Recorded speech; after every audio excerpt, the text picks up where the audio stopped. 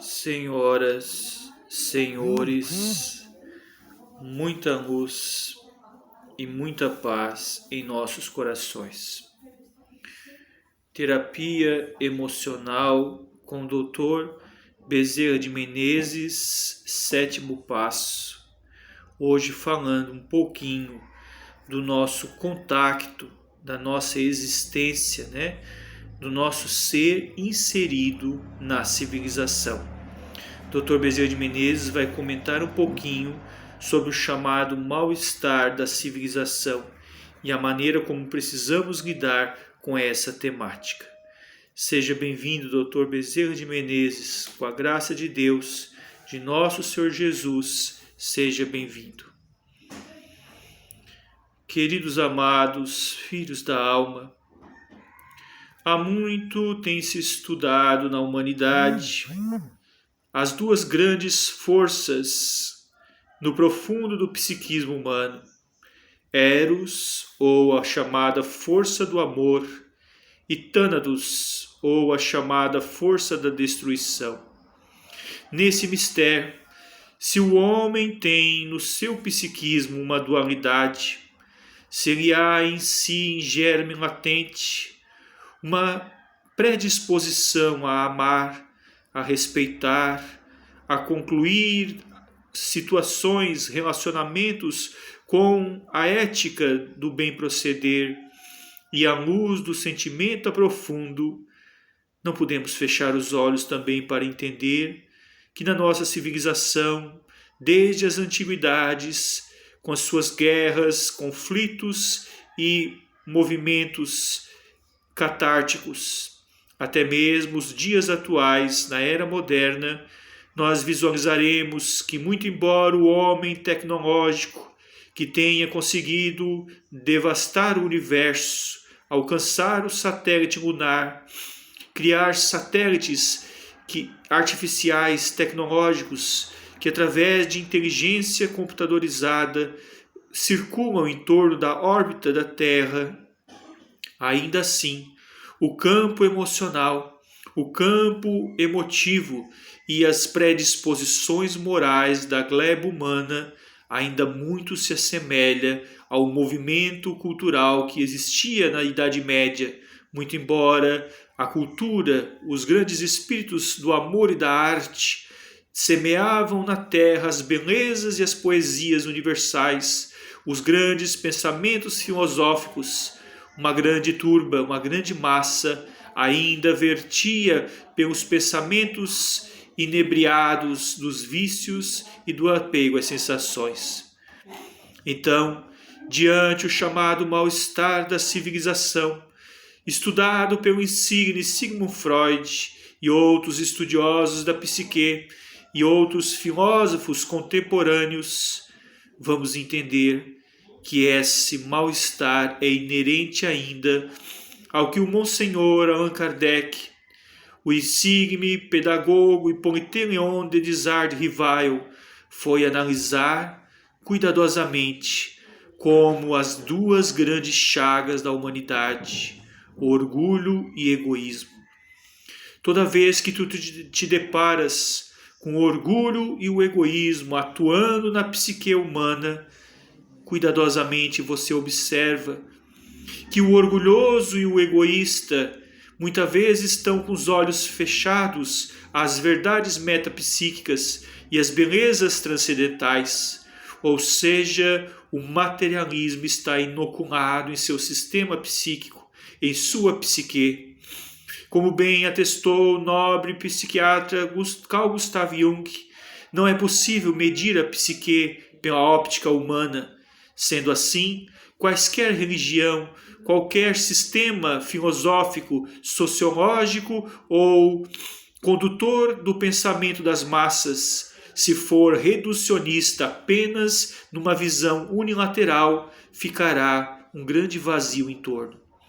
As pessoas estão sofrendo da depressão, as pessoas estão sofrendo com as dores da alma, porque esse vazio entre o amor e a dor, ou o ódio, entre a luz e o obscuro, entre a sensibilidade e a treva, há um espaço entre essas duas permeações, essas duas forças latentes na alma, Eros, o amor, Thanatos, impulso de destruição. E quando o ser humano cria esse vazio, permeando esse espaço, ele perde a noção dos seus ideais, perde a noção da arte por excelência e da beleza, onde então o vazio existencial o faz perder o colorido da vida e não negar mais o mesmo sentido que tinha de outrora, enormemente quando vinha da pureza essencial da criança. Desta forma, então, não podemos culpar os nossos pais por ter chegado até aqui e encontrado o vazio existencial. Não podemos culpar a sociedade ou culpar qualquer pessoa que por uma palavra infeliz nos levou ao entristecimento, ao entristecer. Vamos olhar para dentro de nós. Está em nós o germe latente de toda felicidade, a luta contra toda dor e o esforço contra todo resquício de violência e de ódio. A partir do momento que a sociedade começar a trabalhar com amor, começar a vibrar na cadência suave da luz, começar a entender que na era moderna não podemos mais ter uma psicologia, uma psicanálise, um psicologismo que apenas se apregou à essência material, porque o homem desperta para a quinta dimensão, para a dimensão da espiritualidade, para o entendimento de que o pensamento não se faz por uma segregação do cérebro, mas que a mente é algo muito maior do que apenas uma função cerebral. A mente é uma herdeira do espírito. O espírito tem uma ligação chamada fulcro essencial com a consciência. O ego humano está subordinado ao self espiritual, à totalidade do ser.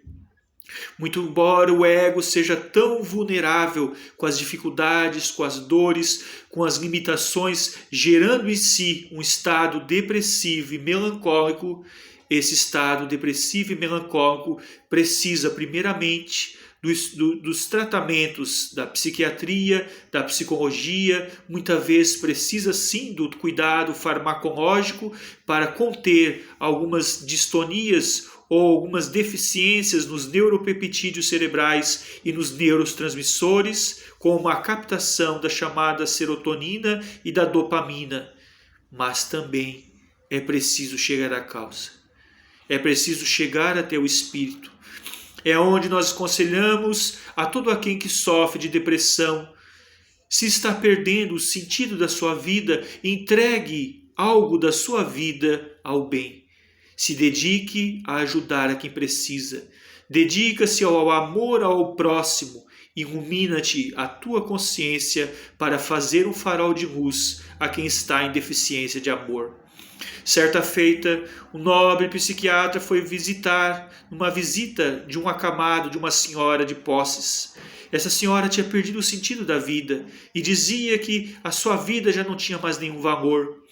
O nobre psiquiatra começa a andar por dentro da casa dela, ao núcleo da casa, e encontra, apesar de tudo tão triste, uma salinha onde ela colecionava violetas. Era um jardim de inverno.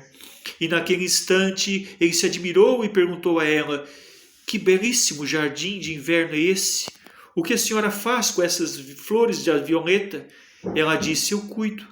E ele disse: você poderia me dar de presente um? E ela deu de presente a ele um vaso de violetas.